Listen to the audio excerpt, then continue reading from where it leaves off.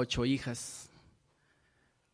Y su esposa, él, eran 10 y nosotros éramos 6, éramos 16 ya en la casa. Y yo me acuerdo que cuando lo veía que llegaba, era mi tío David, se llamaba. Y cuando yo lo veía que se estacionaba, me escondía abajo de la cama porque él siempre llegaba y decía esto. ¿Me sigues con la tonada? ¿Sí? Amamos a David porque estamos en Cristo. Se necesita Cristo para amar a David. Y luego seguimos con Adriana. Amamos a Adriana. Amamos a Adriana porque estamos en Cristo. Necesita Cristo amar a Adriana. Ahora Enrique. Amamos a Enrique. Amamos a Enrique. Amamos a Enrique porque estamos en Cristo. Se necesita Cristo para amar a Enrique. ¿Se imagina pronunciar 16 cantos, nombres de cada uno? Ahorita, gracias Luis, ahorita que estamos viendo este video, dice, ¿cuál es tu historia? Yo le doy gracias a Dios porque tengo 50 años y de esos 50 años llevo compartiendo mi vida 24 años con mi esposa Ana Luisa. Yo cuando esta vez que cumplí 50 años le dije, Dios, dame oportunidad, otros 40, al lado de ella. Bueno, el mensaje que tenemos de esta mediodía se titula Una verdadera amistad y está basada en una historia de David y Jonatán.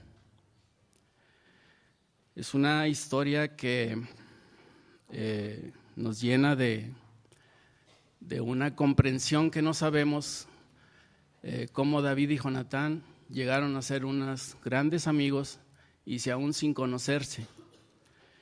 Dice en Proverbios 17:17, en todo tiempo ama al amigo y es como un hermano en tiempo de angustia. El hombre que tiene amigos ha de mostrarse amigo, y amigo hay más unido que un hermano.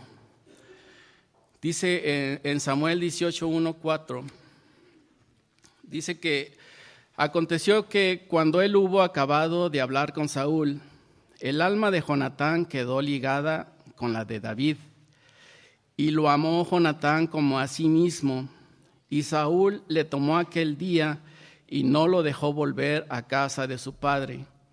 E hicieron pacto Jonatán y David, porque él le amaba como a sí mismo. Y Jonatán se quitó el manto que llevaba y se lo dio a David y otras ropas suyas, hasta su espada, su arco y su talabarte. Aquí vemos que Jonatán se hizo sumiso ante David. Vemos esta historia que Jonatán había observado una actitud de David desde un principio. La historia nos cuenta que había un filisteo, Goliat, que él se presentaba delante del campo de batalla y desafiaba al ejército de Saúl. Y David era un pequeño que siempre cargaba un morral, unas piedras y su honda. Y cuando él vio que cada día los filisteos se paraban para hacer guerra, Goliat les decía, si yo los venzo, ustedes serán mis siervos, y si ustedes me vencen, nosotros seremos siervos de ustedes. Entonces cuando oyó David ese desafío del gigante Goliat, él no se tuvo miedo, y en las conversaciones que tenían ahí se le hizo llegar a Saúl de lo que comentaba David. Entonces Saúl trajo a David y lo vistió, dice que lo vistió con como se hace un soldado, le dio todo y dice que David probó caminar y no podía porque él no estaba acostumbrado. En aquel entonces los soldados desde muy pequeños los adiestraban para estar en eso, porque sabían que un equipo de seguridad de aquel entonces era muy pesado para caminar. Entonces dice que David se despojó de eso y él solamente agarró su mochila, con piedras, su honda, y volvió al campamento y ahí fue donde mató con una piedra al gigante. Saúl había ofrecido que el que matara al gigante lo iba a hacer su yerno.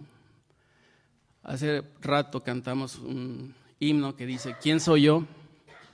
Así dijo David cuando lo llevaron a la casa de Saúl, dijo: ¿quién soy yo para ser el yerno del rey? Porque no tenía jerarquía. Y dice que Jonatán había observado cómo se comportaba un verdadero hijo de Dios con valentía y coraje. Esta amistad debe de ser un ejemplo de cómo nosotros debemos de observar a las personas que nos rodean para que así podamos escoger como amigos a los que se comportan de una manera digna. La amistad que nació entre Jonatán y David se hizo fuerte porque se respetaron mutuamente.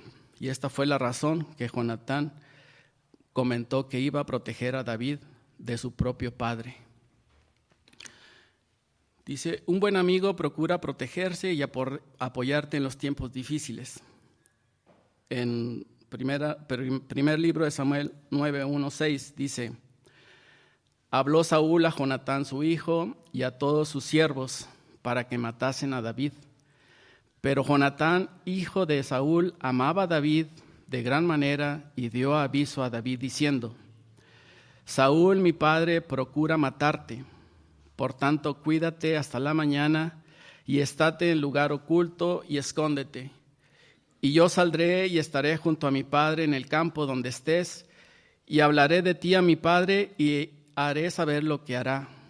Y Jonatán habló bien de David a Saúl, su padre, y le dijo: no peque el rey contra su siervo David, porque ninguna cosa ha cometido contra ti, y porque sus obras han sido muy buenas para contigo.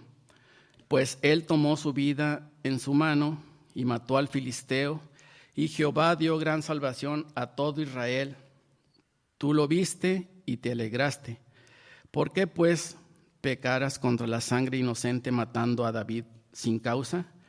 Y escuchó Saúl la voz de Jonatán, y juró Saúl: vive Jehová, que no morirá. En la historia nos cuenta que cuando iban cantando los coros, le dieron más la honra a David que a Saúl. Entonces eso era el enojo que tenía Saúl, porque decía: pues ya más falta que le den el trono. Y así era, el trono iba a quedar en manos de David. Saúl, sumiso, él sabía que el sucesor de su padre era David. Dice: un amigo procura protegerte y aún defenderte en las personas que te atacan, como lo vemos en Jonatán.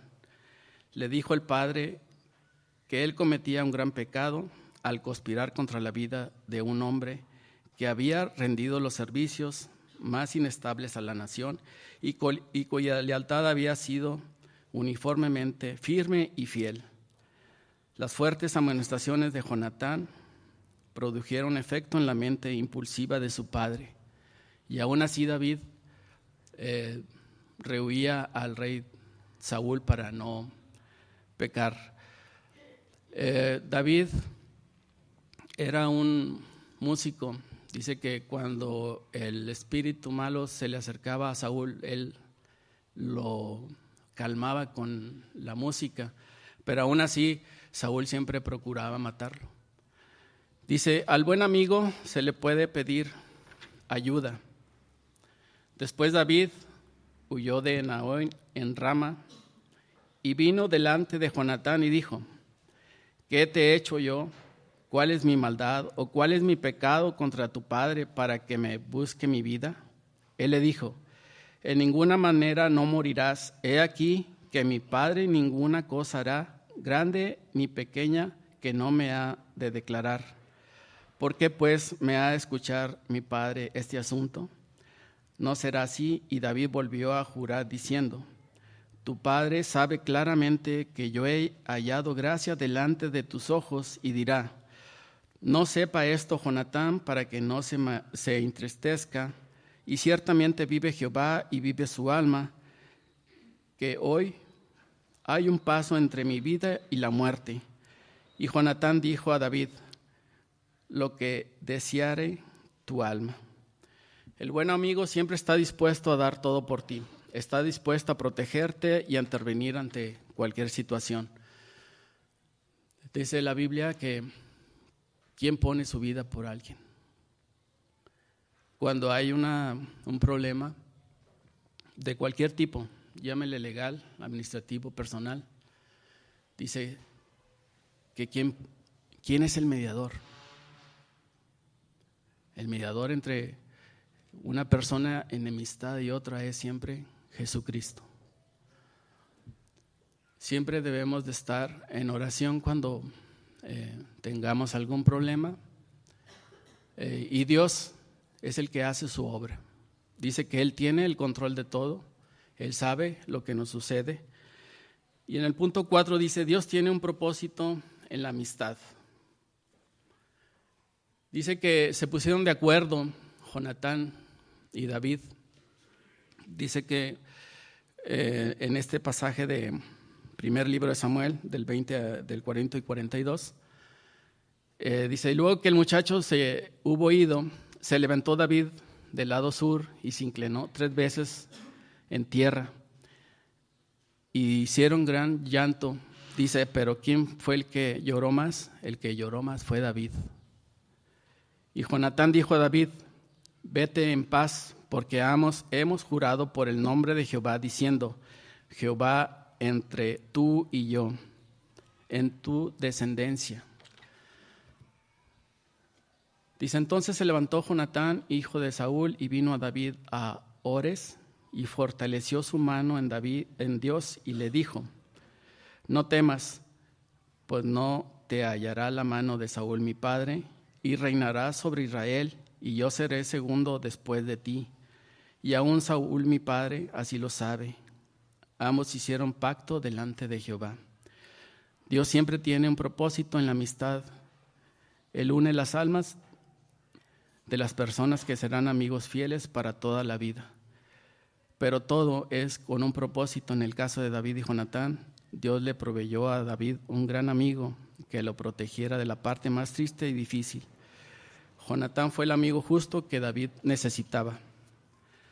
Así que, hermanos, el mayor amigo que tenemos entre nosotros es Jesucristo.